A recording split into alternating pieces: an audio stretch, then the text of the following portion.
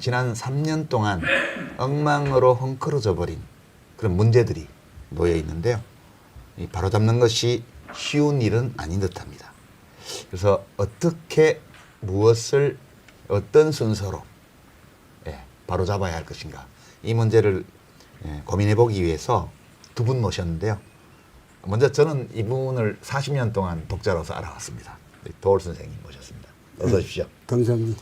그리고 21대 대통령 선거 민주당의 경선 후보죠, 이재명 의원님. 네, 어서 오세요. 반갑습니다. 예.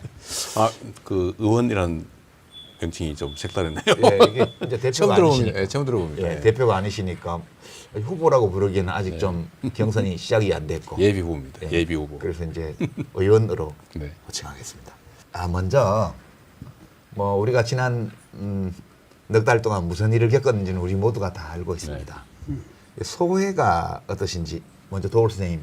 이번 이 사건은 아주 우리 역사의 저 그 깊은 구석의 이 문제들이 그냥 이렇게 노출돼서 이제 앞으로 우리가 좀 잘하면은 깨끗하게 우리 역사가 그 세탁된다 그럴까, 그 완전 뒤바뀌는 진정한 어떤 의미에서 그 동학임 얘기하는 개벽의 시작이다, 이렇게 느껴져요. 개벽의 시작이다. 예.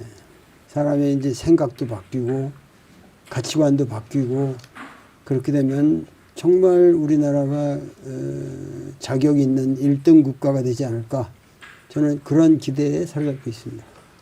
저하고 많이 다르시네요. 저는 지금 막 가까웠는데 이재명 의원께서는 어떠신가요? 뭐 저도 사실은 매우 책임 있는 자리에서 이번 군사 쿠데타 내란 상황을 맞았고요. 이제는 일단은 이제 윤석열에 대한 파면 그 결정난 상태에서 이제 대선이 치러지는데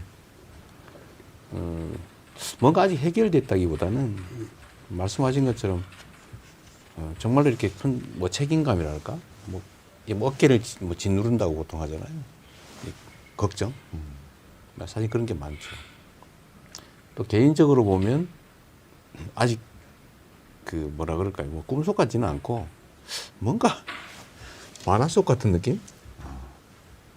너무 황당무계하고요. 약간 비현실적으로 약간 느껴지고. 비현실적인 그런 느낌이 꽤 들기도 합니다.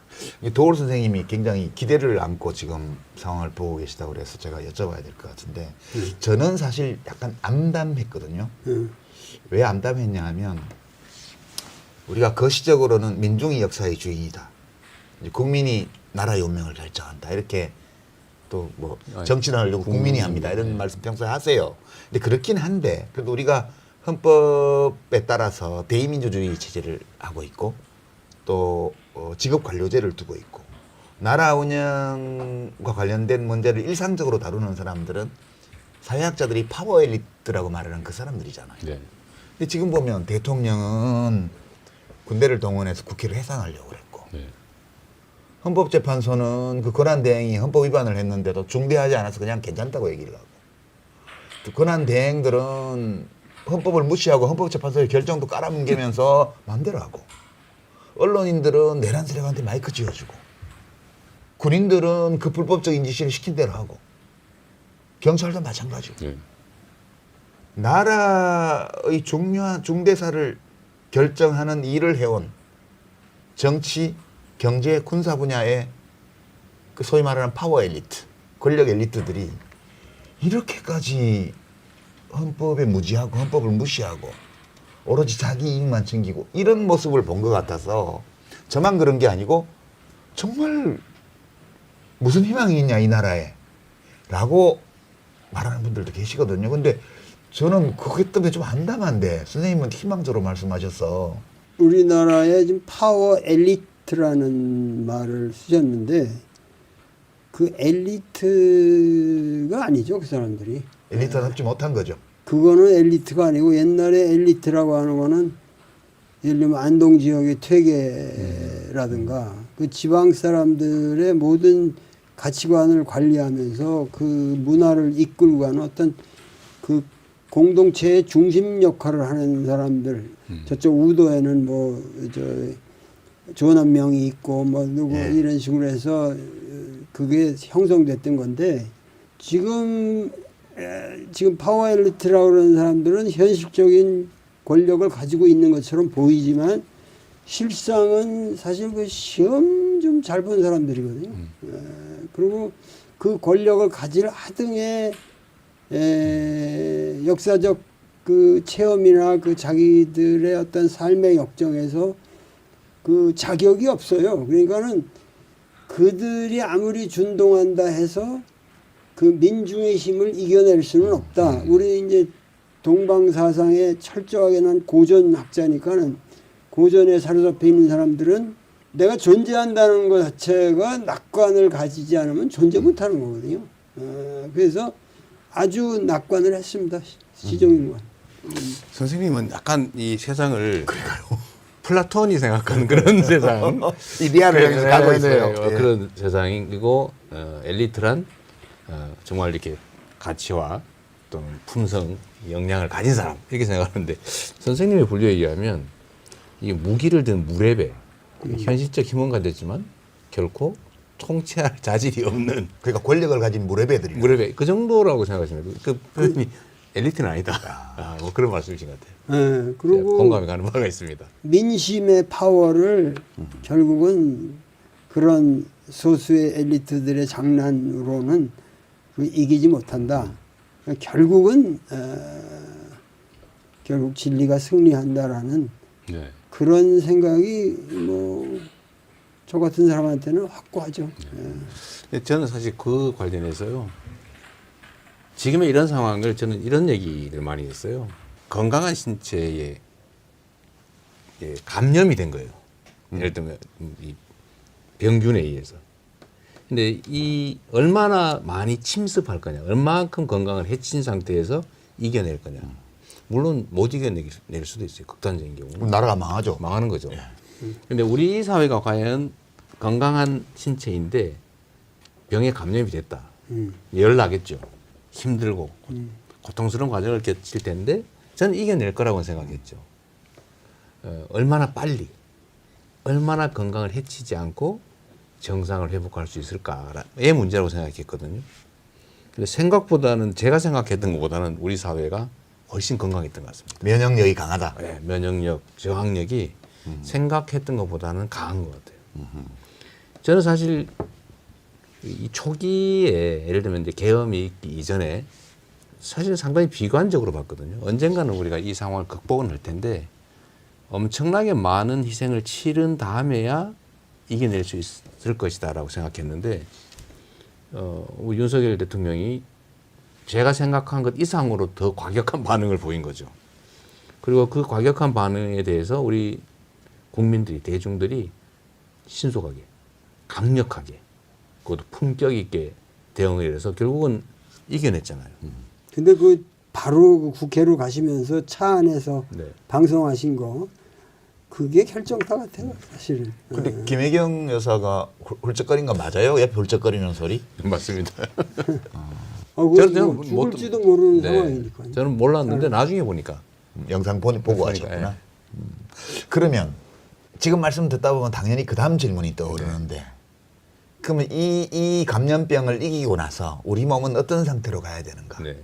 또다시 이런 병에 걸리지 않으려면 뭘 고쳐 나갈 건가? 그렇죠. 이런 문제들이 바로 나옵니다. 그래서 그렇습니다.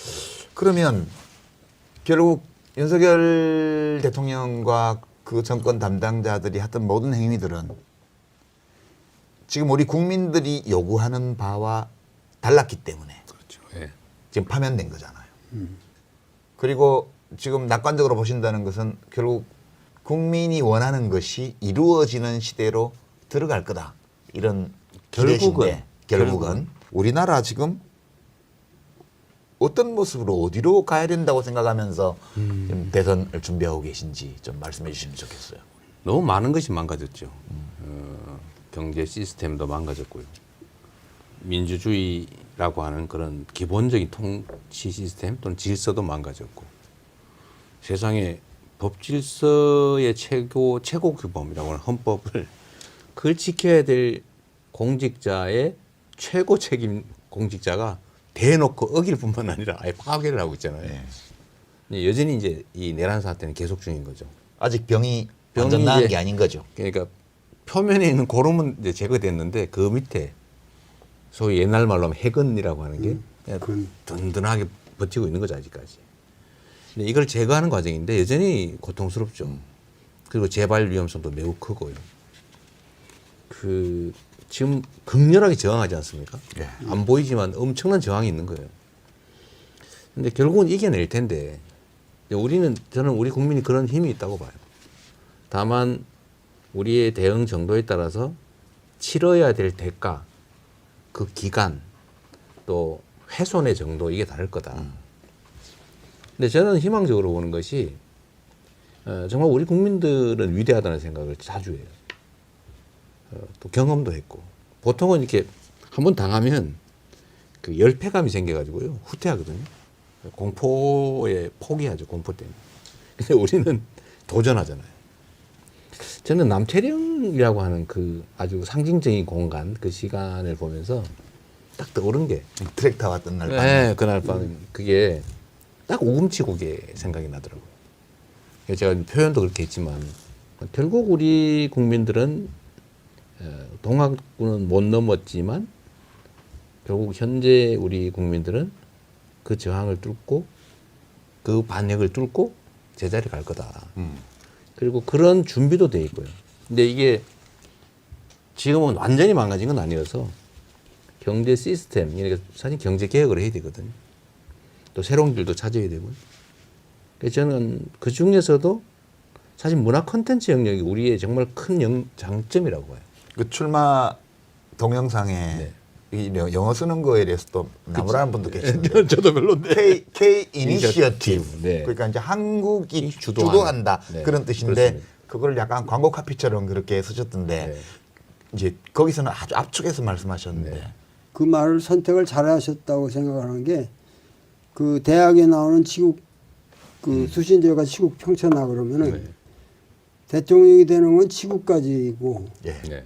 K 이니셔티브가 이제 평천하. 예, 병전아. 평천하. 그럴 수 평천하. 있겠네요. 그때 K 이니셔티브의 주체는 뭐 정치가가 아니라 이 민중 국가 네. 대한민국이라는 이 국가가 전 천하의 하늘 아래 모든 국가의 모범이 되는 거죠. 예. 모델 표준이 되는 그래서 겁니다. 그게 이건 대학에 나오는 이 구절이구나. 평천하. 평천하. 그래서 우리 국민들이 집단적으로 해낸다는 거죠. 그렇죠. 예. 근데 저는 그 중에서도 예를 들면 우리가 뭐 기술이든지 뭐 산업이든지 이런 것들을 우리가 세계를 제패할 수는 없는데 저는 그래서 김구 선생이 정말 위대한 사람이라는 생각이 드는 거예요. 그 어려운 시절에 대한민국이라고 하는 이 어쩌면 소국이잖아요. 이 소국이 가야 될 길. 우리가 무력이나 부 이런 것들로 세상을 제패하지 못하겠지만 우리를 지킬 정도만 된다면 그 다음은 문화로 세계를 이끌어갈 수 있다. 그 먹고 살기 어려운 시절에 말이에요. 근데 무학의 테러리스트가 그런 멋진 말을 그런 주장을 했을 리 없다고 주장하는 분도 계시잖아요. 그분이 계시죠. 예. 우리는 대학교 때 그걸 읽으면서 이 양반 너무 나이브하다. 너무 낭만적이셔. 낭만적이지. 지금은 그 소위 이제 요즘 유행하는 말로 소프트 파워. 예를 들면 경성 파워야 우리가 하드 파워. 할 수 없겠지만 제가 이번에 있잖아요. 홀딱 속았수다니까 복삭 속았수. 그걸 보고 제가 엄청나게 많이 울었는데 정말 제가 아무리 참으려고 해도 그 공감이라고 하는 거를 벗어날 수가 없더라고요. 그 보편적인 감정이죠. 인간에게. 근데 그건 너무 잘 만든 거예요. 그래서 이게 우리 이제 문화의 힘인데 어쨌든 우리가 그런 영역들의 것이 많다. 그 중에 하나가 저는 지금 전 세계가 민주주의의 위기를 겪고 있잖아요. 그렇죠. 기본적인 사회 질서가 파괴될 불안감을 가지고 있는 거예요. 그걸 파괴하려는 세력들도 있고요. 우리가 했던 것처럼. 근데 이걸 우리가 이겨냈잖아요. 전 세계가 아마도 저런 나라가 다 있어. 저게 가능해? 진짜 그렇게 생각해도 돼요? 도르세임? 우리가 이거 이번에 한 거? 이거는 뭐 제 딸도 저 토론토에 아주 정 교수로 있는데 나한테 메일을 항상 보내오면서 대한민국이 정말 위대하다. 네. 국제적으로 평가가 상당히 높다. 그래서 우리가 여태까지 분단을 거치면서 이렇게 고생을 했는데 그런 보람이 느껴진다고 그래요. 그래요? 저는 이래서 K 민주주의 이것도 그냥 하나의 사건이 아니고요. 아 이런 게 가능하다는 거야? 라고 하는 걸 전 세계에 보여준 것 같고요. 아마 전 세계에서 모델로 저는 대한민국의 사례를 찾을 것 같습니다. 권력자의 진위 쿠데타를 어떻게 이겨내는가. 그렇죠. 그것도 무혈의 그 그렇죠. 웃음으로 평화롭게. 저는 위대한 정말 역사의 일부라고 봐요. 실용주의라는 말을 네. 많이 쓰셨는데 그 핵심적인 단어로 사람들이 오해가 많은 것 같아요. 저 사람이 너무 실용적이라는 말을 경박하게 쓴다 이런 식으로 생각하는데 사실은 그 실용주의라는 것의 실용이라는 게 실제로 유스풀하다, 네. 쓰임이 있다, 기능이 있다. 그러니까 진리의 가치 기준이 그것이 우리 사회에 그리고 정말 백성들의 모든 사람들의 행복을 증진시키는데 유스풀하다. 네. 이러면은 진리로 받아들이겠다. 그러니까는 윌리엄 제임스도 그런 말을 했지만 참이기 때문에 유용하고 유용하기 때문에 참이다. 그런 말이. 그러니까 그 말을 좀 더 과감하게 쓰실 필요가 있어요. 실용주의가 정말 필요한 겁니다 지금. K 이니셔티브 관련해서는 저 개인적으로 논평하자면 몇 가지 사례가 있는 것 같아요. 우리가 전체적으로 아직 소프트 파워 면에서 세계를 선도하는 건 아닌데 저 나라 뭐야? 라고 사람들을 놀라게 한 게 최근에 3번 있는데 네. 첫 번째는 코로나19 글로벌 팬데믹 때 그렇죠. 네. 한쪽에서는 중국처럼 봉쇄 정책으로 강압적으로 해서 어느 정도 성공을 거둔 나라가 있었고 되게 민주주의 하는 나라들이 대부분 방역에 실패했습니다. 네.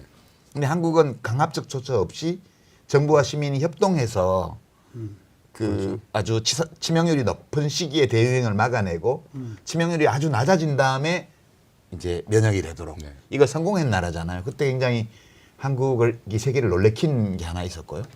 두 번째는 이제 뭐 K-팝이니 네. K-드라마니 하는 이런 문화산업 이게 대중적인 문화예술 작품들이에요. 이게 사실 폭삭 소가수다 같은 경우도 그 역사와 문화가 전혀 다른데도 그 가족 간의 애틋한 사랑과 서로를 위해주는 그런 어떤 행동과 그 감정의 교류와 이런 것들로 전혀 다른 문화권 사람들까지도 이렇게 끌어들이는.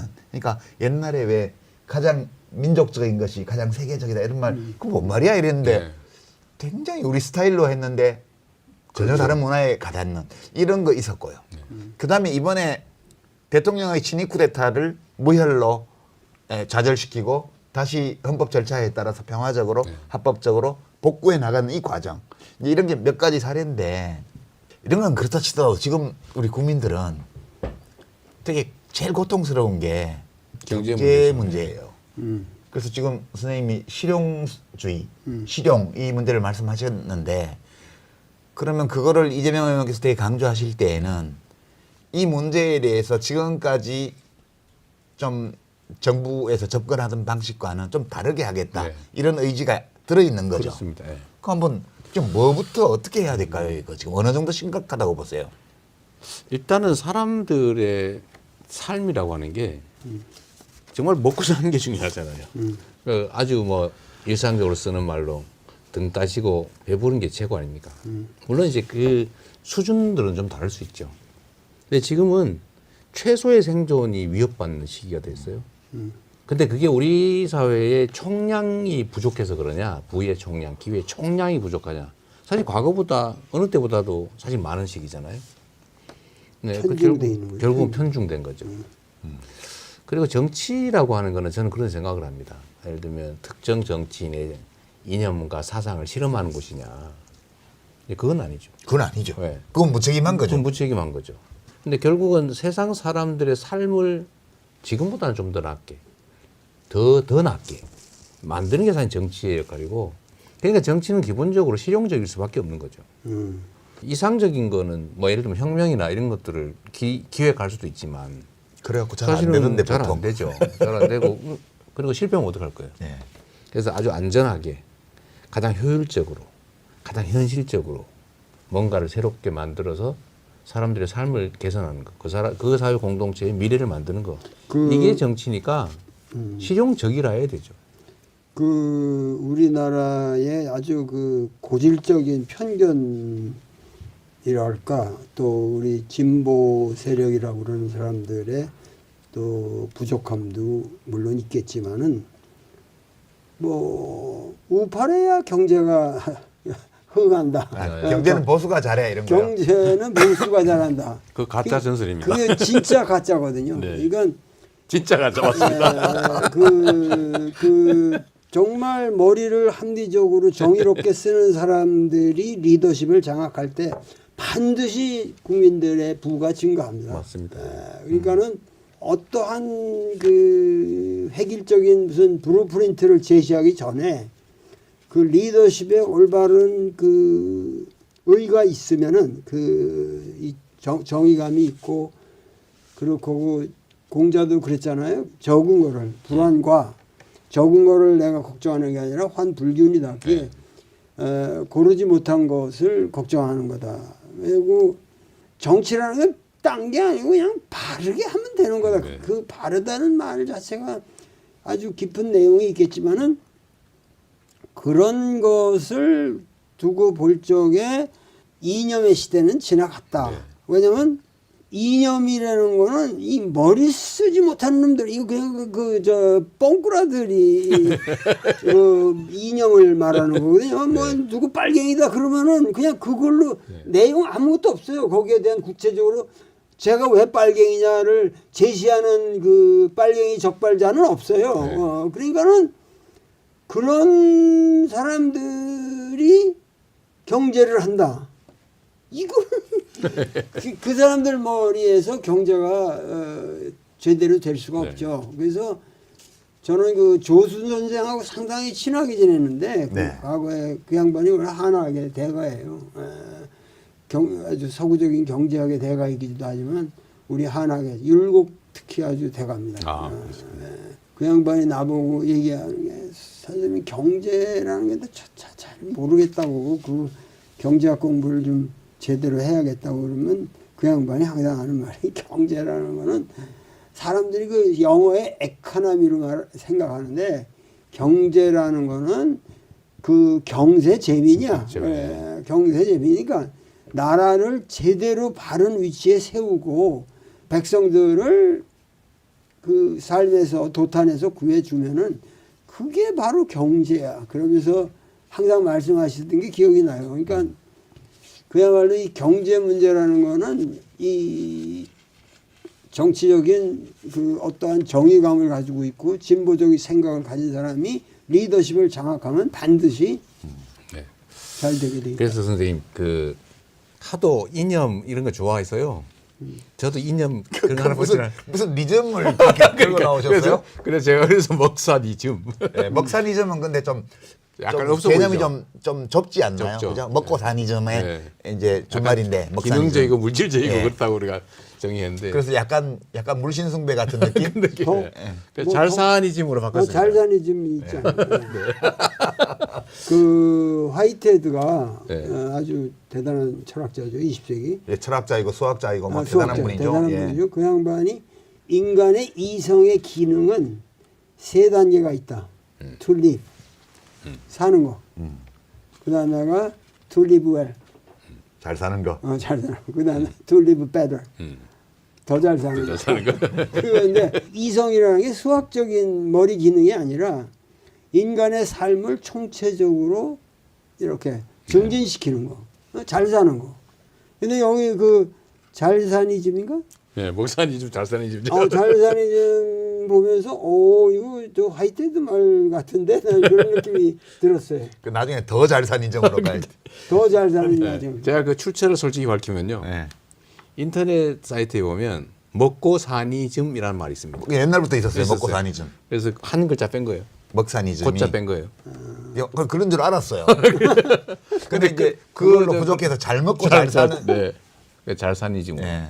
근데 이제 잘사니즘은 먹사니즘보다는 범위가 좀 넓은 것 같아요. 느낌상. 같이. 정확히 어떤 의미를 담았는지는 모르겠지만 먹사니즘이 그냥 아주 기본적인 거를 얘기하는 거라면 네. 잘사니즘은 약간 인문적인 보통 우리가 인문적이라고 말하는 그런 가치가 좀 들어가 있는 그런 제가 그래서 느낌이. 구분을 했는데요. 목사니즘은 채소 생존에 관한 거예요. 기본. 그렇지. 기본 뭐 생존에 기본이 관한, 그 예, 기본 화이트 생존에 관한 그래. 거고, 예. 예, 기본 생존에 관한 거고, 그래서 고통 없는 삶, 약간 기능적이고 물질적인 거죠.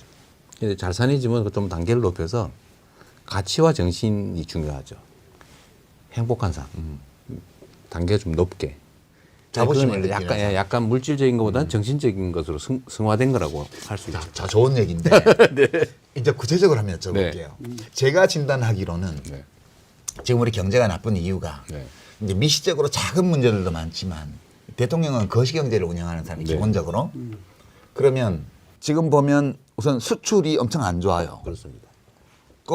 뭐 이제 작년에 무역 흑자 났다고 그러지만 그 수입이 줄어서 흑자 난 거고 수입이 줄면 그 다음 시기에 수출이 또 더 줄어요. 우리가 구조가 그렇게 돼 있어서 이거 하나 있고요. 두 번째 내수가 부진합니다. 지금 그게 제일 35개월 문제죠. 이상 계속 내수가 지금 마이너스거든요. 세 번째는 이 부자 감세 해줘가지고 균형 조정한다고 그랬는데 엄청 적자가 나가지고 이제 나라 세수 빚이 결손도 나고 100조가 늘어났어요. 예, 재정 적자가 엄청나게 지금 커졌습니다. 불경기라서 국세 수입은 안 느는데 안 그래도 그걸 감세를 여러 가지 방식으로 시행령으로 해주고 뭐 이래가지고 지금 세수가 예측했던 것보다도 몇십 조씩 해마다 적게 났습니다. 이 세 가지가 제일 큰 문제인데 지금 우선 수출 안 되는 거는 정부가 지 맘대로 할 수 있는 건 아니지만 외교하고 관계가 있는 것 그렇습니다. 같고요. 두 번째 이제 내수가 안 좋은 거는 불경기인데 정부 지출이 줄으니까 더 그런 것 같고 세 번째는 정부 지출이 줄은 이유가 이게 부자 감세 때문에 불경기를 더 악화시키는 문제 이게 세 개 있는 것 같아요. 대충 맞습니다. 예. 그죠? 이렇게 진단하시죠. 그러면 우선 뭐부터 제일 먼저 손댈 수 있을까요? 대책은 원인에서 그냥 나오는 거죠. 이 중에서 예를 들면 대외 여건은 우리 마음대로 쉽게 고쳐지잖아요. 그러니까 국제 질서가 지금 통째로 바뀌고 있기 때문에 그걸 우리 힘으로 뭐 바꿔가지고 갑자기 경제 용토를 늘리거나 대외 여건을 개선하는 게 쉽지는 않습니다. 근데 사실은 큰 문제와 작은 문제가 있을 때 작은 문제가 많이 쌓이면 큰 문제가 되는 거예요. 그렇죠. 그게 내수 문제입니다. 내수는 지금 상태에서 상당한 정도 교정할 여력이 있어요. 지금도. 근데 안 하는 거죠. 그 되게 위험한 게 그런 거잖아요. 책 한 권 보면 제일 위험하다면서요. 책 한 권 읽은 사람이 제일 제일 위험하죠. 위험하죠. 아예 안 읽은 사람보다 훨씬. 네, 안 그러니까 읽으면, 이 윤석열 대통령이 그 밀턴 프리드만 선택할 자유 그거 한 권밖에 안 읽었잖아요. 그건 제가 모르겠는데 제가 이 자리 그 말하기 참 그렇고 하여튼 자유의 이름으로 네. 사실 자유와 방치를 구별해야 되잖아요. 방임, 방치. 근데 실제로 시장이 방치돼 있어요. 정부가 완전히 손을 떼버렸습니다. 이게 마치 그게 진리인 것처럼. 근데 시장과 분리된 정부, 정부와 분리된 시장은 없는 거예요. 그래서 어쨌든 내수 문제는 지금 상당한 여력이 있어요. 그 해야 즉각적으로 할 수 있는 수단들이 있다는 거죠. 맞습니다. 그러니까 제일 먼저 그거부터 네, 하시겠다. 그거부터 해야죠. 그럼 지금 자영업이 지금 뭐 요식업부터 시작해가지고 국내 여행 관련 각종 그 업종들 이런 데가 다 지금 굉장히 힘들거든요. 사실 작년 12월 3일 이후부터 갑자기 엄청나게 소비가 줄어들었어요. 여력이 줄어든 것도 있는데 심리적으로. 너무 위축된 겁니다. 그러니까 일단 이걸 복원해야 되고요. 두 번째는 정부가 역할을 해야죠. 정부 역할은 원래 아주 기본적인 건데 이게 고등학교 교과서에 나온 얘기거든요. 사회교과서. 그렇죠. 가계, 기업, 정부. 예. 생산, 소비, 조정. 예. 이 역할이 있는데 조정을 하는 정부가 경기가 과열되면 살짝 눌러주고 경기가 침체되면 받쳐주고 부채질. 해야 되는 받쳐주고를 안 해요.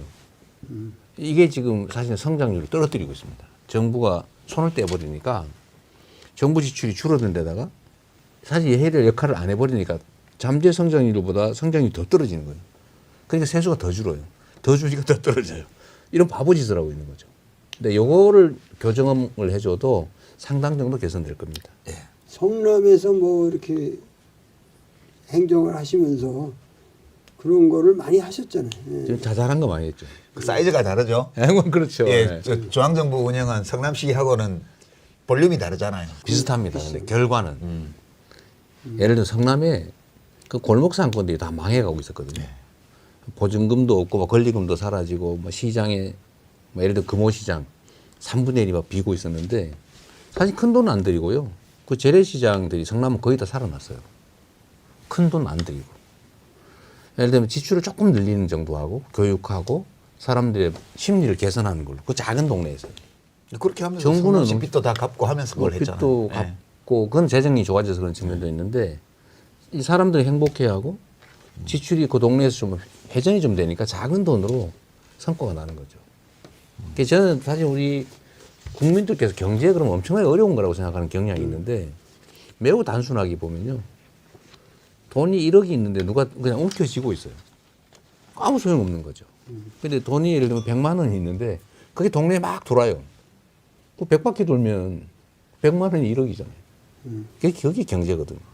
순환이죠, 경제는. 순환이죠. 근데 이 역할을 정부가 해줘야 되는데 지금 정부가 손을 떼가지고 이 순환 자체가 막혀 있어요. 점점 악화되고 있습니다. 그러니까 쉽지는 않아요. 그러나 지금 예를 들면 국내의 내수 문제 어느 정도 개선의 여지가 있고요. 또 기업들이 국제 경쟁을 할 때 지금 혼자 외롭게 싸우고 있거든요. 정부가 지원을 해야죠. 받쳐줘야죠. 받쳐줘야죠. 길도 열어주고. 그래서 이 외교 역할이 매우 중요하죠. 그리고 몇 개 나라에 많이 집중되어 있는데 정부라고 하는 게 우리 국민들의 삶에 도움이 되냐. 제가 그 얘기도 했는데 대통령이 탄핵이 되니까요. 대북비라 대남 오물풍선이 사라졌어요. 아, 그거는 미국에서 오는 돈이 끊어져서 그렇다는 얘기도 아니 있더라고요. 뭐 그것도 있겠지만 다른 방법도 있죠. 꼭 미국에 돈 없다고 돈 안 온다고 못 하겠어요. 어쨌든 이 지휘탑이 사라지니까 그게 없어졌어요. 그 악순환이 사라졌죠. 그 장기적인 경제 정책으로 가기 전에요. 네.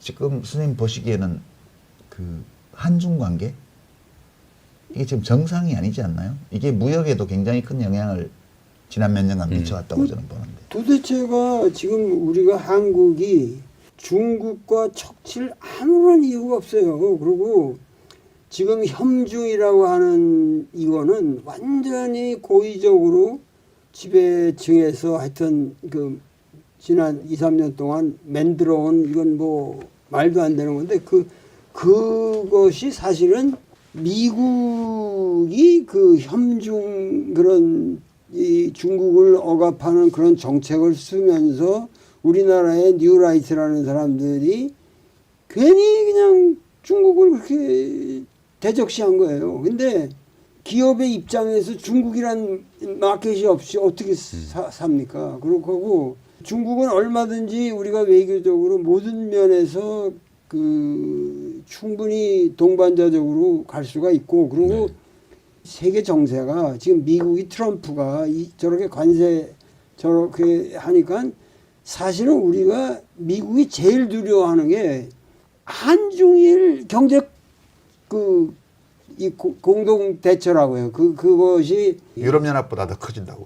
더 크니까 우리가 지금 반일이다 뭐 친일 뭐 이런 그 지저분한 걸 떠나서 일본하고도 우리가 친하게 지내야 됩니다. 그리고 중국을 우리 품 안에 안고 그러면서 대등하게 외교적으로 이렇게 만들어 나가면은 미국도 그렇게 함부로 전 세계가 우리 때문에 구원을 얻는다. 그래가지고 우리를 지원하게 되죠. 그러니까 이런 거시적인 정책의 변화가 있어야지 기업만 가지고는 안 돼요. 이거 내가 왜 이런 얘기를 하냐면 내가 그 김우중 그 회장하고 여러 번 세계 여행을 좀 했잖아요. 네. 그거 글도 쓰시고 그러셨어요. 네, 네. 재밌었습니다. 그때도 얘기가 그 경제라는 거는 그냥 하여튼 물리고 서큘레이션이다. 그걸 돌리려면 이 나같이 노동자처럼 부지런히 댕기면서 만나고 그냥 하면서 계속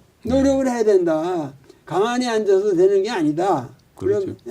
그러면서 어떻게든지 우리 이쪽 동아시아의 경제 블락을 만들어서 나가야 된다.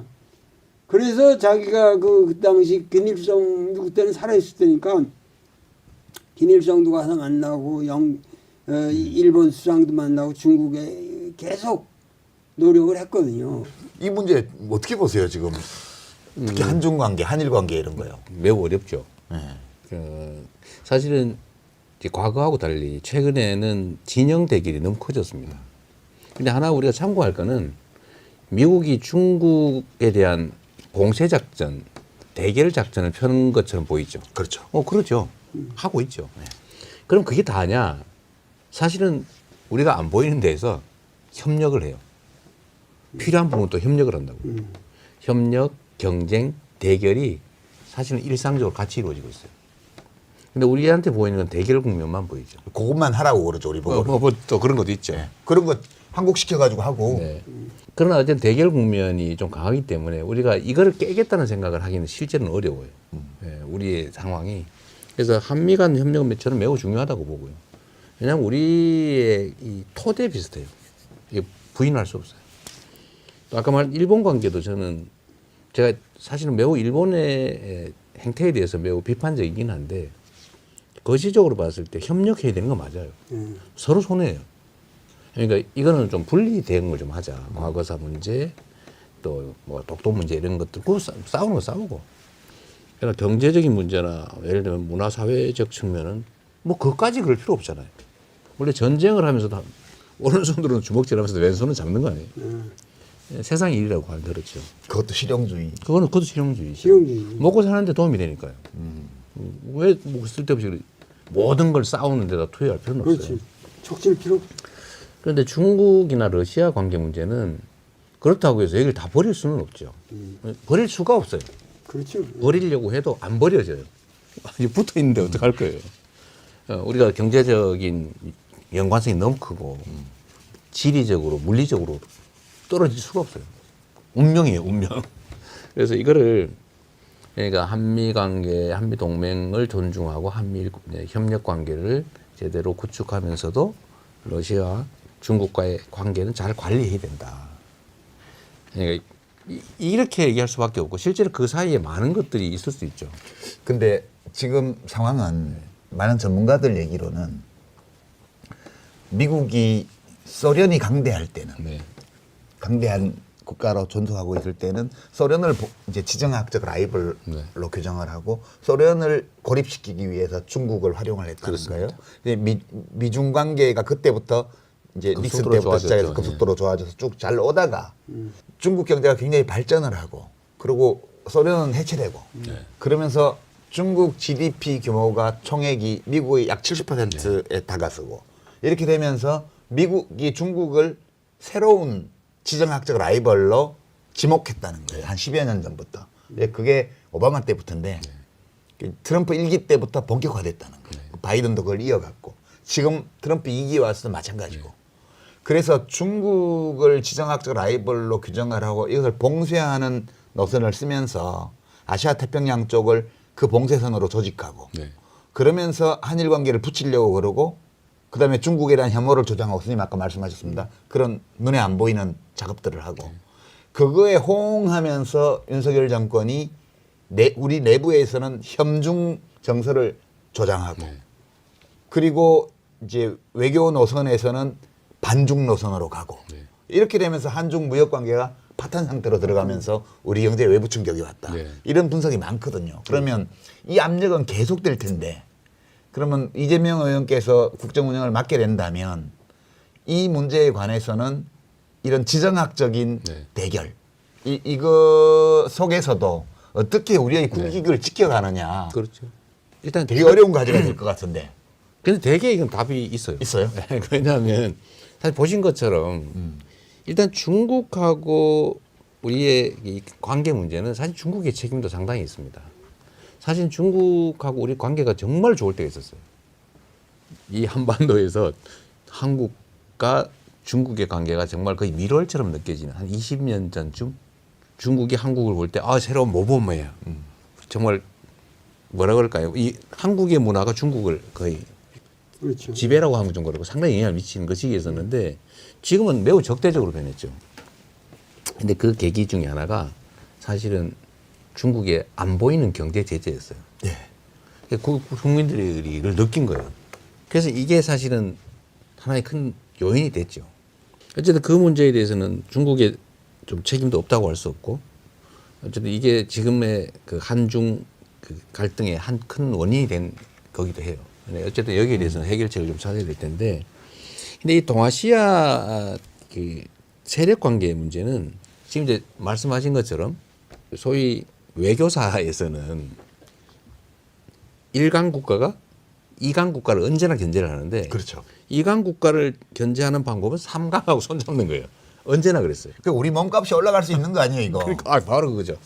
그러니까 이 우리나라처럼 지금 뭐 러시아, 일본, 뭐 미국, 하여튼 이 중국이 모든 강국이 이렇게 직접 와닿아 있는 나라가 없잖아요. 그러죠. 예. 그러니까 지정학적으로 어떤 이 국제관계에 거의 그 피봇 아주 축 노릇을 할 수 있는 나라인데 춘추전국 시대처럼 뭐 정나라라든가 노나라든 약소국이라도 그 외교관계 책사들을 동원해서 그렇게 해가지고도 유지를 했단 말이에요. 합종연행으로. 네. 합종연행으로 국력이 약해도 근데 지금 우리나라는 지금 경제력으로도 뭐 10대 강국이고 군사적으로도 이게 7등쯤 한다고 7등쯤 하는 5위입니다. 5위로 오히려? 올랐어요. 예. 그러니까는 외교적으로도 이거 강국이 될 수가 있어요. 우리 약한 나라 아니에요. 그러니까는 5대 공사 강국입니다. 예. 앞으로 되시면은 뭐냐면 배짱이 있어야 된다 우리가. 아까 드렸던 말씀 마저 드리면 어쨌든 미국 입장에서는 중국 견제를 위해서 러시아하고 손을 잡기로 한 것 같아요. 그렇죠. 그리고 중국 봉쇄를 위해서는 북한하고 관계를 개선해야 돼요. 근데 이게 우리한테 기회 요인이죠. 사실은 우리가 남북 관계도 개선을 해야 되잖아요. 그렇죠. 지금 안 그래도 그 얘기 하려고 그랬는데. 지금 최악인데. 이 맥락에서 해야 될 거 아니에요. 그렇습니다. 그러니까 사실은 미국은 북한하고 관계를 개선할 거예요. 그 길로 갈 수밖에 없어요. 왜냐하면 미국이 북한의 쓰임새를 최근에 와서 발견한 거 아니에요. 그렇습니다. 예. 지금 국제 정세가 미국과 러시아가 가까워지고 러시아와 북한은 특수관계고 특수관계가 됐죠. 예. 우리 윤 정부가 너무 심하게 하는 바람에 너무 가까워졌어요. 우리한테 매우 위협 요인이 됐죠. 그러나 어쨌든 북한에 대해서 미국은 관계 개선을 할 거고 중국을 견제하기 위해서. 우리는 북한하고 미국 관계 개선될 때 우리가 제3자 입장에서 멀리 떨어져 있으면 그 큰일 날 수가 있어요. 예. 그러니까 미국하고도 이 문제에 대해서 서로 윈윈할 수 있죠. 지금 트럼프는 북한의 쓸모가 있다고 보고 지금 하는 그렇습니다. 거지. 예. 그 어떤 전문가는 무슨 노벨 평화상 얘기하는 건 헛소리라고 그러더라고요. 그런 거 아니라고. 트럼프는 노벨 평화상 상금을 한 1억 불쯤 주면 관심을 가질 거라고 돈이 관심이 있기 때문에. 그러니까 미국의 대통령으로서 미국의 장기적인 군사 전략적인 이익을 위해서 움직이는 걸로 봐야 된다. 그렇습니다. 그 맥락에서 보면 중국을 지정학적 라이벌로 설정을 하면 북한이 쓸모가 있는 존재가 된 거라고. 그렇습니다. 예. 그러니까 남북 관계도 개선의 기회가 올 거고. 그렇죠.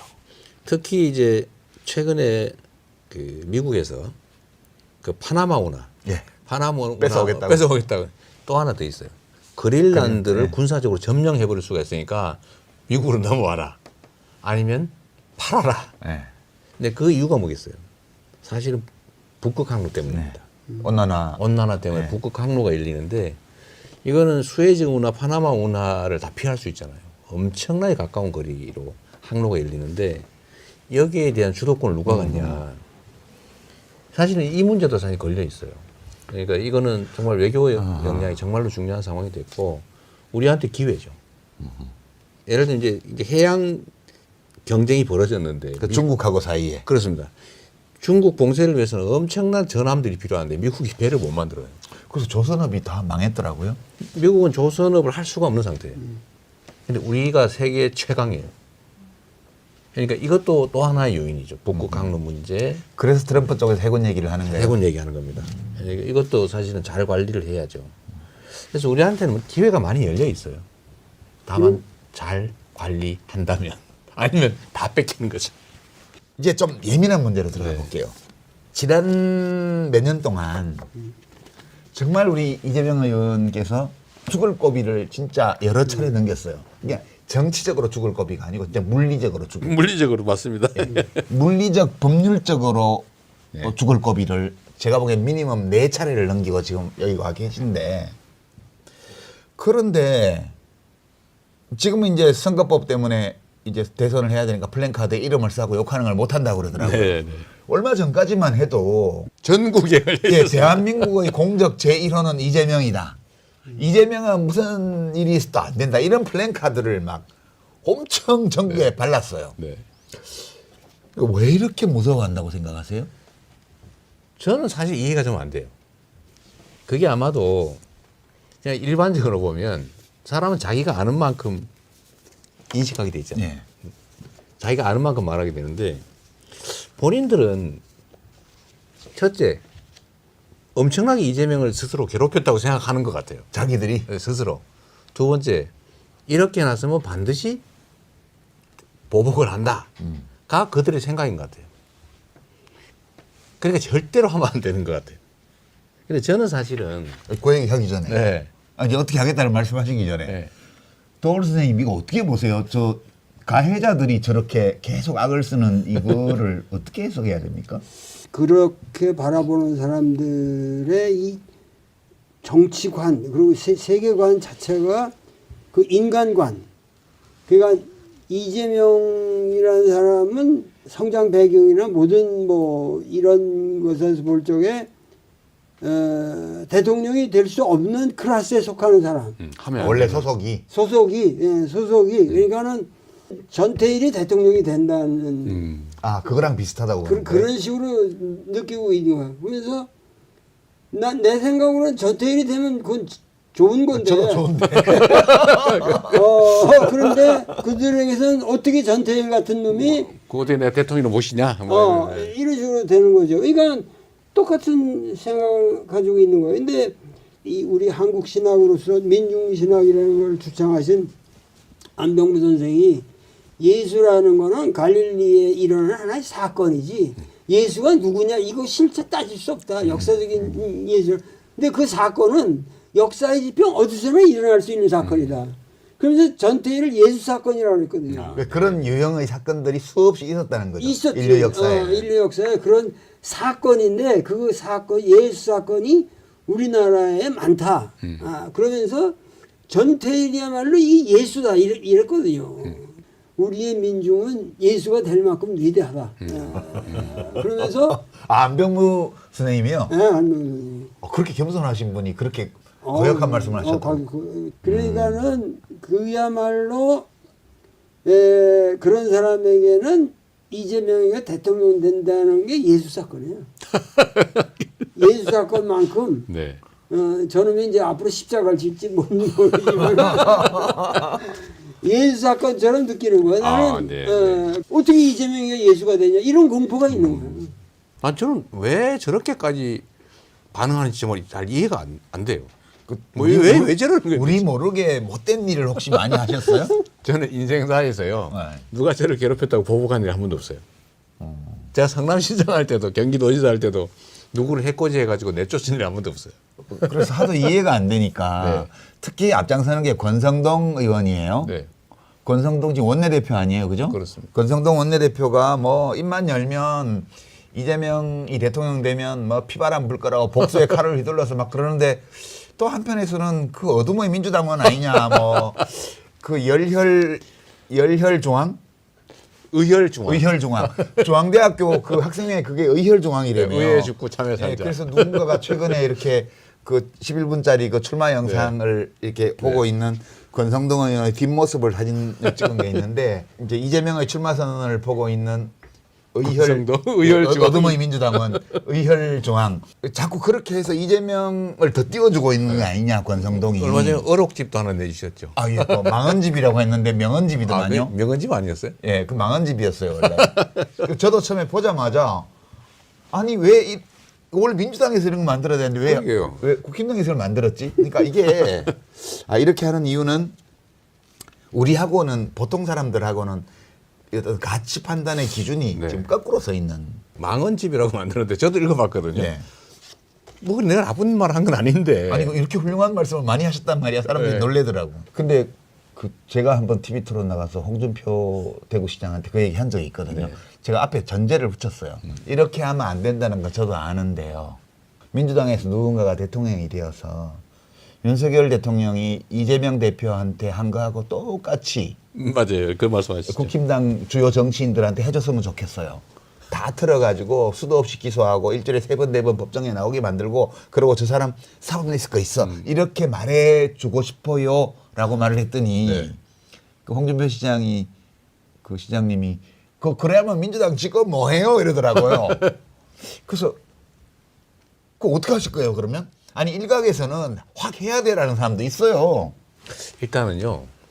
그 실용적인 입장에서 보면 그거 사실은 그 뒤지로 쫓아다니는 그 에너지로 딴 거 해야 돼요. 힘들어요, 그거. 그 정말 피곤해요. 그리고 괴로워요. 사람을 괴롭히는 게 즐거운 사람도 있는데 저는 거기에 에너지 쓰는 게 너무 아까워요. 이 짧은 5년 주어진 시간이 얼마나 귀한 시간이에요. 근데 그거를 누구를 옛날에 너무 멋졌지. 그래가지고 그걸 쫓아다니면서 뭘 한다고 하는 게 얼마나 낭비입니까? 그래서 저는 그게 즐겁지 않아요. 근데 그런 말씀 안 하셨어요? 뭐든지. 그동안에? 이런 말씀이요. 매기를 해도 안 믿고 안 믿어요? 분명히 거짓말일 거다 이런 생각하니까요. 그래서 제가 예를 한번 들어줬어요. 내가 성남시장 된 다음에 나를 괴롭히거나 또는 뭔가 문제를 일으키던 사람들 내가 다 내쫓지 않고 교정해서 다 썼다. 근데 경기도지사 하면서 산하기관장 뭐 강제로 뭐 어떻게 내쫓은 거 있냐? 없다. 다 데리고 성과 내게 했다. 그래서 인정받는데 난 한 번도 그런 일이 없고 그럴 마음도 없는데 끊임없이 이재명은 분명히 그럴 거야. 그래서 제가 결론은 그거죠. 아, 부처님 눈에는 부처만 보인다. 그거까지만 하셔야 돼요. 그러니까 그거까지만 해야 돼요. 뭐는 안 하셔도 돼요. 그거 아닐까 그 생각이 들었어요. 선생님 어떠세요? 저는 도저히 이해가 안 돼서 여쭤보는 거예요. 왜 저러지? 그러게요. 아, 그러니까 국민이 선택하는 거잖아요. 우리 사회에서 진짜 우리 이재명 의원님의 그 인생 이야기를 들어보면은 그게 자서전에도 나와 있고 좀 그 고생을 한 그 도수가 그 보통 도수가 아니에요. 뭐 산업재해로 신체적으로 당하고 뭐 맨날 두드려 맞고 뭐 그런 가운데서 또 그 고시를 본다고 고생하고 뭐 하여튼 그 삶의 역정이 이건 드라마틱해도 이렇게 드라마틱할 수도 없고 그리고 나같이 좀 편한 가정에서 큰 사람의 입장에서는 더 끔찍하게 그게 공감이 와요. 상상이 잘 안 되죠. 그렇게 살았다는 게. 이렇게 더 괴롭고 그게 얼마나 이게 한 인간으로 받기 어려운 거냐. 근데 그런 사람이 그런 체험을 해본 사람이 이 나라의 리더가 돼 봐야 이 정치라는 게 번지수를 찾는다고 지금. 맞습니다. 그러니까 그 나쁜 놈들도 여태까지 계속 해먹었는데 해방을 여태까지 이 우리 사회 제일 밑바닥에서 고생한 이 사람한테 기회를 주는 건 아니 그 기회를 내가 억지로 주자는 것도 아니고 그냥 프로세스에 따라서 가는 건데 왜 거기에 대해서 그 헛소리들을 하냐 말이야. 어? 난 이거는 하나의 사상가로서 양심 있는 학자로서 그건 정말 국민들한테 외치고 싶어요. 너희들 이러지 말아라. 그거밖에 없지. 그건 뭘 왜 그러냐 그 원인을 분석할 거예요. 뭘까 근데 이거는 정말 내가 보기엔 이거는 사건입니다. 되시면은 그리고 아무리 잘못돼도 그 어렸을 때부터 축적돼 온 그 체험에서 우러나오는 정의감이 결국 우리 사회에 큰 보탬이 됩니다. 그러니까 이 결국 중요한 게요. 사실 저도 저 자신에 대해서 의문을 가질 때가 있거든요. 왜 사는가? 그 생각을 할 때가 있어요. 왜 안 하겠어요? 그런데 결론은 뭐였냐면 사람은 자신이 스스로 행복하기를 원하잖아요. 즐겁기를 원하고. 자신의 삶에 의미를 부여하려고 하죠. 네. 어떤 때가 가장 행복하냐? 저는 제가 뭔가를 해가지고요. 사람들이 그 결과 때문에 행복해하는 걸 보면 저는 행복해요. 그게 그러니까 제일 정치를 행복해요. 하는 거예요. 네. 그러니까 정치를 하시는 거예요. 너무 행복해요. 예를 들면 제가 막 교육 가서 막 설득하거나 아니면 압박하거나 뭐 재정 지원하거나 해서 싹 정비를 했더니 거기 수백만 명이 가가지고 즐겁게 애들 지금도 놀고 사람들이 사진 찍어서 올려요. 그럼 예. 얼마나 더 행복해요. 그 옛날에는 막 그 닭죽 5만 원, 6만 원 주고 안 사 먹으면 계곡에 들어가지도 못해서 애들 데리고 쭈삣쭈삣 하던 그 수많은 가족들이 이제는 막 자유롭게 막 튜브 들고 가서 그 장면을 보면 얼마나 행복합니까? 그럼 근데 이런 것들을 사실은 각 영역에 있거든요. 강영영. 예를 들면 몇십만 원 없애가지고 온 가족이 죽어버리자 이래가지고 떠나는데 제가 50만 원은 연 1% 이자로 조건 없이 빌려준다. 대신에 인터넷으로는 안 되고 와라. 네, 기본금융. 그럼요. 네. 50만 원 빌려주. 그 때문에 정말로 고맙다. 우리 죽을 거 살았다. 이러는 걸 보면 진짜 행복하거든. 그 500억인데 경기도 예산에서. 그 사람들은 그걸 모르는 것 같아요. 그 행복한 게 누군가를 괴롭혀가지고 이렇게 날리면 행복한지는 모르겠는데 저는 그게 안 행복해요. 그러니까 어떤 그 차이가 사람은 누구 감옥 보내면 행복한 사람이 있었어요. 맞아요. 옛날 옛적에. 옛날 옛적에 네. 어느 나라에 네. 누구 감옥 보내면 행복한 사람이 있었어요. 그런 것 같아요. 부부가 다 그랬던 것 같아요. 근데 국힘당 분들은 이 방송 안 보실 거예요. 그러겠죠. 근데 누가 셔츠로 잘라가지고 이것도 올려서 자기도 모르게 볼 수가 있거든. 네. 그래서 제가 말씀드리는 거예요. 남을 괴롭혀서 그 사람 감옥 보낼 때 행복 안 하시대요. 우리 이재명, 정치인 이재명은 자기가 한 일 때문에 누가 행복해하는 걸 보면 행복하시대요. 네. 누가 나 때문에 고통스러워하는 걸 보는 거는 제가 괴로워요. 본인이 괴롭대요. 재미없어요. 네, 그러니까 그런 플랜카드 좀 그만 붙이고요. 그러니까 출마 선언할 때 이재명을 무찌르다 이런 얘기 좀 그만 좀 하시고 어떻게 국민을 행복하게 할 건지 얘기하시라고. 그 도대체 아무리 말을 해도 못 알아들으니 이해를 못하는 것 같아요. 이 일을 어떻게 하면 좋아요, 진짜?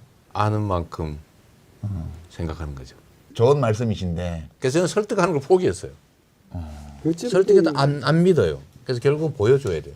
보여주려면 대통령이 돼야 돼야 돼. 먹어봐야 돼. 꼭 먹여봐야 돼. 그 사람들을 행복하게 하려면 대통령이 되셔야 되겠네.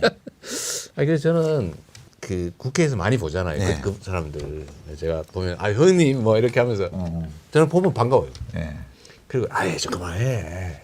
이제 그렇게 하는데 그럼 막 되게 멋져 보여요. 의열중앙도? 오열저항도 엄청 멋져 보여요. 근데 제가 그 사람들한테 사실 비공개 자리에서 이런 얘기를 해요.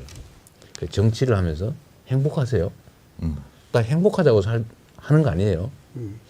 정치하는 당신이 행복해야 국민도 행복한데 행복해요 진짜? 내가 이렇게 물어봐요.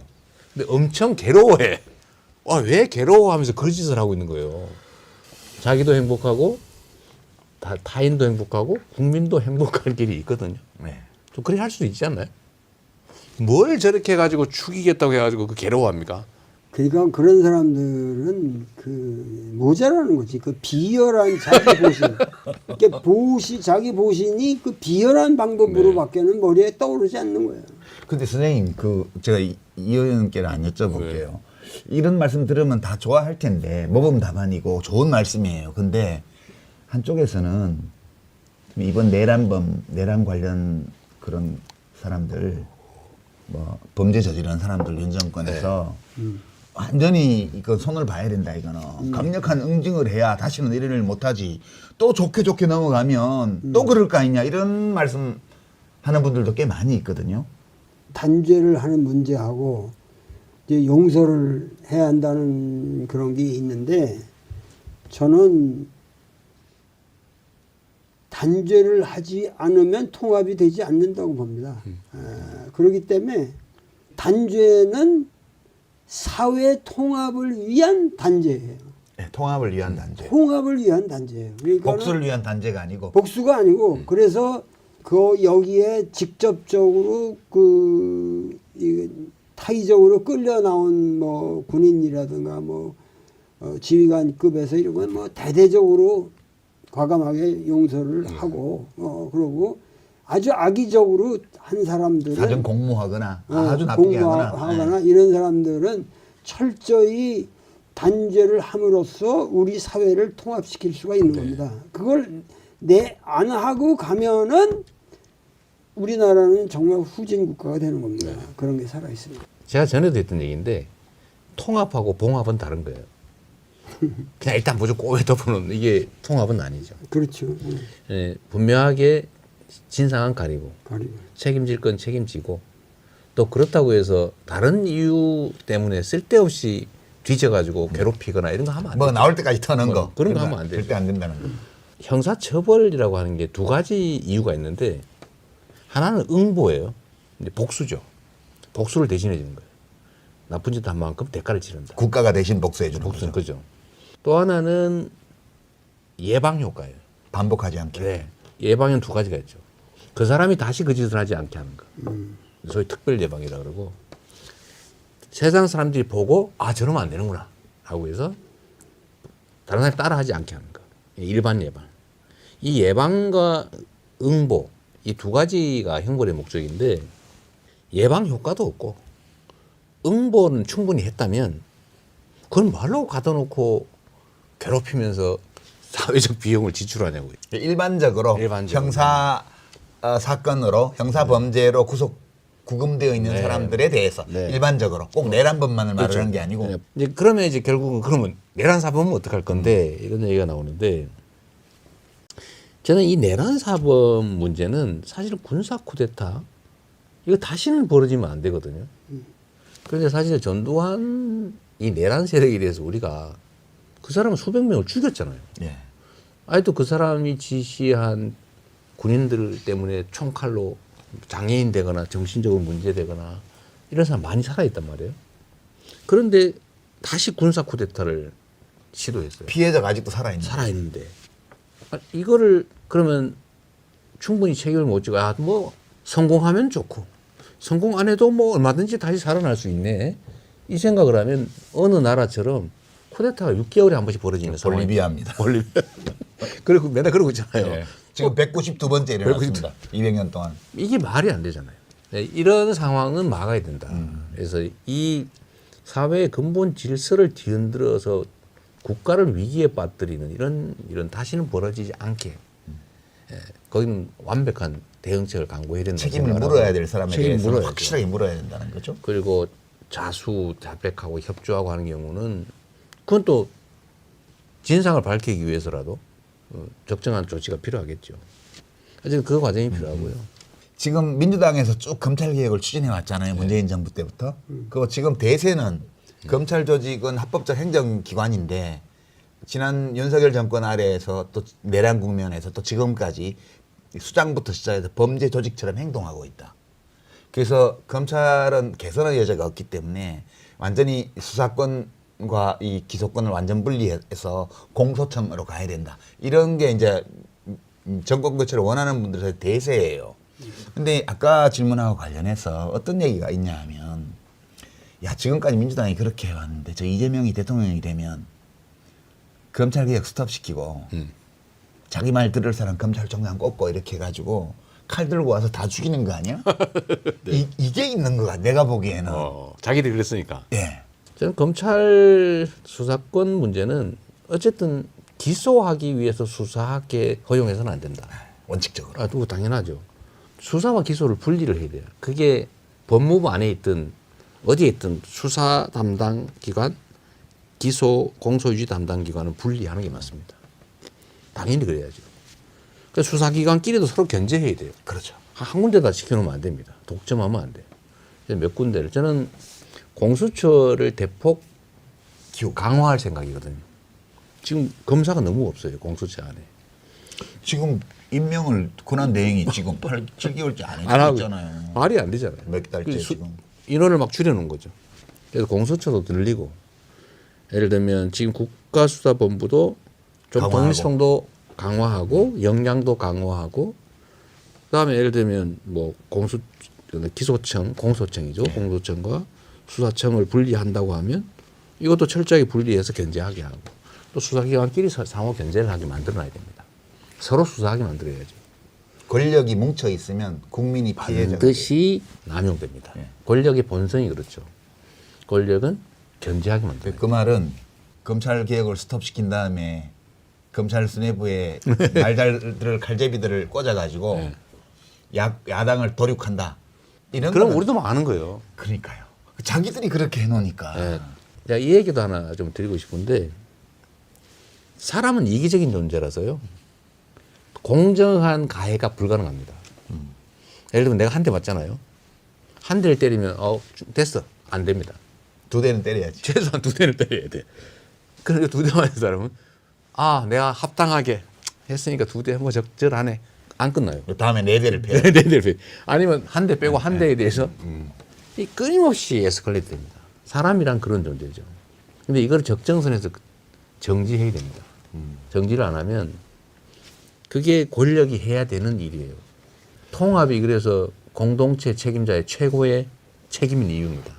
선생님 이 말씀에 동의하세요? 저는 오히려 그런 문제에 대해서 사실은 상당히 보수적인 생각을 가졌었는데 뭐냐면은 좀 사회를 좀 정화하려면은 검찰 세력을 약화시키지 말고 지금 여기에서 좀 과감하게 더 바르게. 그러니까 정의로운 세력이 진정한 그 권력을 휘두를 수 있는 정치적 단계도 필요하다 그랬는데 지금 말씀하신 대로 그러면 여러 가지 또 부작용이 생기고 그것이 계속 반복이 될 거기 때문에 지금 말씀하시는 대로 기소권과 수사권을 분리시켜서 어떻게든지 검찰의 위상을 좀 살려주면서도 제약하는 그러한 현명한 정책이 나오면 좋겠습니다. 예. 그러니까 당장 칼질을 하면 감정적으로 시원할지 모르지만 그렇게 해놓고 나면 자기가 또 불안해져요. 그죠? 치러야 할 대가가 너무 커요. 네. 사회적으로. 그보다 더 급한 게 많아요, 문제는. 국민의힘 지지자 여러분, 국민의힘 의원 여러분, 지금 말씀 들으셨죠? 안 해요, 귀하들처럼. 그러니까 절대 걱정하시지 말고요. 좀 검찰 개혁은 수사 기소권의 완전 분리로 갑니다. 검사 여러분들도 그렇게 마음의 준비를 하셔야 돼요. 지금 하는 뻘짓들 좀 그만하시고요.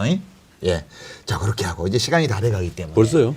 그럼요, 마무리해야 될 때가 다 왔습니다. 이제 사실 대통령을 중간에 파면하는 거는 좋은 일은 아니죠. 맞습니다. 근데 이걸 8년 사이에 우리가 2번이나 했습니다. 그러니까 어쩔 수 없이 한 거예요.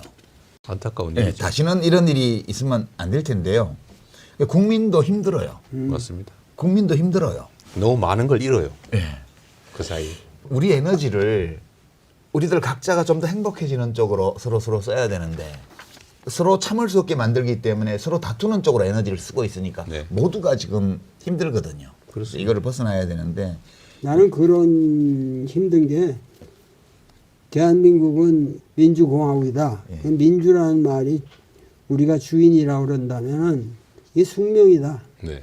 그러니까 이 민주국가, 이 아름다운 민주국가에서 세계적으로 자랑스러운 이 민주국가에서 산다는 것 자체가 이게 3D 업종이에요.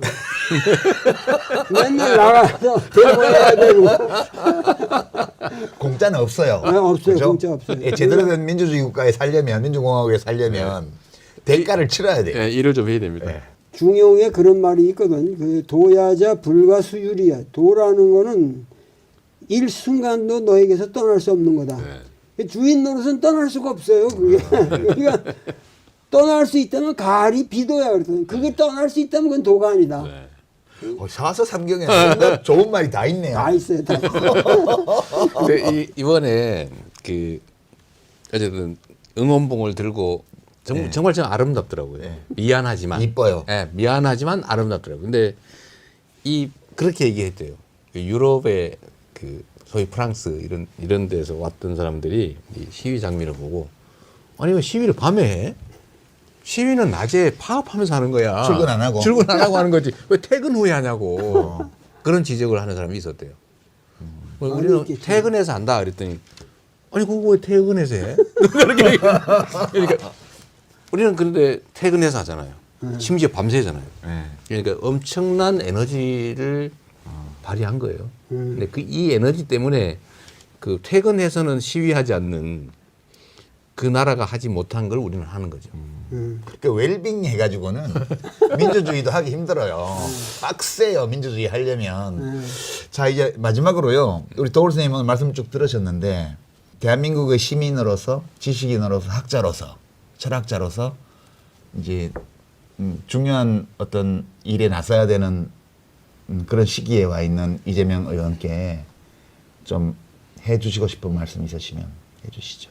지금 많은 사람들이 뭐 개헌도 얘기하고 자꾸만 그 정치 모델을 뭐 유럽의 뭐 내각제라든가 여러 가지 운운하면서 이 바보 같은 소리들을 하는데 결국은 지금 우리가 당면한 문제는 뭐 헌법 조문에 있는 게 아니라 사람에게 있는 거예요. 맞습니다. 그걸 실천하는 과정에서 정말 정의를 구현하고 평등을 구현하고 그래야 되는데 결국은 지금 당면한 문제는 우리가 정말 국민이 사랑하는 그 지도자로서 하여튼 바른 리더십을 한 번도 우리가 이 역사에서 해보질 못했어요.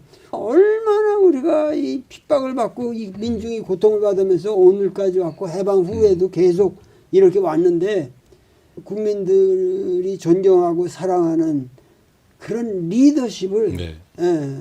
이 재임 기간 동안에 만드시면은 그게 아마 단군이 말한 홍익 인간의 네. 실천이 될 것이고 제세리와의 어떤 합리적인 사회를 만드는 그러한 계기가 될 거라고 네. 믿습니다. 예.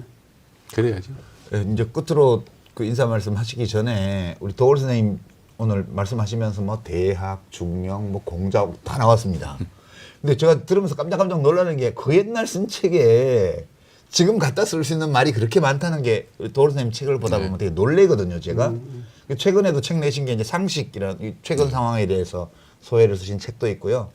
또 이제 옛날 분이시긴 한데 만해 한용운 선생에 대한 책도 2권짜리 내셨어요. 그러니까 요새 나오는 시사 비평 유튜브만 보시지 말고요.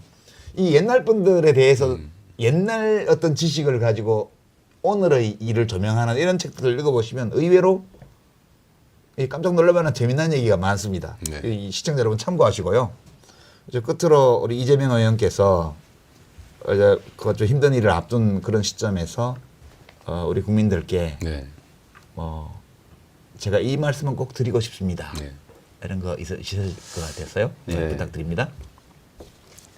저는 이제 공직이라고 하는 거를 이제 10몇 년 이렇게 하고 있는데 이 공직자들이 어떻게 하느냐에 따라서 그 나라 운명이 결정된다는 생각을 계속 하게 돼요. 그리고 이 공직자들의 한 일, 공무라고 하는 게 정말 하자면 끝이 없이 많아요. 그래서 제가 안 합니다. 그러니까 무한대로 많아요. 그런데 안 하자고 하면 아무것도 안 해도 돼요.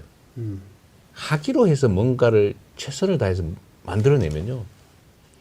그 성과라고 하는 게 상상 이상이에요. 비교하면 성남시장 일은 호미 정도, 도지사 일을 하면 쟁기 정도. 근데 대한민국의 일을 하면 거의 트랙터 정도가 돼요. 잘하면 얼마나 큰 변화를 만들겠어요. 그 짧은 시간이긴 하지만 저는 무지하게 짧다고 생각하거든요. 그 짧은 시간에 한 사람의 정성으로 그 대통령 한 시간의 가치는 5,200만 시간의 가치가 있잖아요. 5,200만의 우주에 영향을 미치지 않습니까? 그럼요. 예. 그 귀한 시간들을 정말 최선을 다해서 잘 활용하면 정말 큰 변화를 좀 만들어낼 수 있을 거라고 좀 믿거든요. 그래서 우리 국민들께서도 아유 뭐 정치 뭐 그놈이야. 요즘 그놈이야는 좀 많이 사라지긴 했더라고요. 워낙 아니라는 게 네. 많이 드러났기 때문에. 근데 그렇게 생각하실 일은 아니고 정말 충직한 일꾼을 뽑아서 일을 열심히 잘 시키면 우리의 삶이라고 하는 게 정말 근본적인 변화가 올 수도 있다. 그렇죠. 네, 그런 기대를 좀 가져주시면 좋겠어요. 지금 비록 이제 어려운 시기이긴 한데 이게 또 기회이기도 합니다. 그러니까 변화를 만들어내려면 고통이 따라요. 그런데 위기 상황이 되면 우리 그 구성원들이 고통을 감내할 마음의 준비를 해요. 그래서 변화가 쉽습니다. 좀 걷어내야 되거든요. 새 거를 심으려면. 그러니까 지금은 정말로 좋은 기회예요. 우리가 고통 겪고 어려운 상황에 처해 있긴 하지만 그래서 오히려 기회일 수 있는 거죠. 저도 옛날에는 희망을 가지면 좋겠어요. 공부를 맨날 하니까 그 나 나름대로 정당화가 되잖아요. 내 삶에 대해서. 그래서 정치 얘기나 하는 내가 공부하는데 좀 방해되니까 그 얘기하지 말라고 그랬는데 요새는 그런 말을 못 하겠더라고. 이걸 거치고 나서 네. 내가 지식인으로서 정치를 모른다. 나는 상관없다. 이렇게 말할 수 있는가. 그 순간에 그 양심에 가책이 오니까 네. 참여해야지. 뭔가 바른 발언을 해야지. 그래서 이번에 저도 많이 배웠습니다. 정말 대변화의 시기고요. 정말 더 나은 희망 있는 세상을 정말 만들 수 있어요. 이번이 기회입니다. 자, 이게 오늘 두 분이 이제 긴 시간 함께 해주셨는데요. 저는 우리 이재명 의원께서 하신 많은 말씀들 중에 기억에 나는 게 꽤 많은데 그 중에 하나가 이 공직선거에 계속 출마하는 이유가 휘두르고 싶은 권력을 찾아서 하는 게 아니고 일할 권한이 필요해서 기회, 예.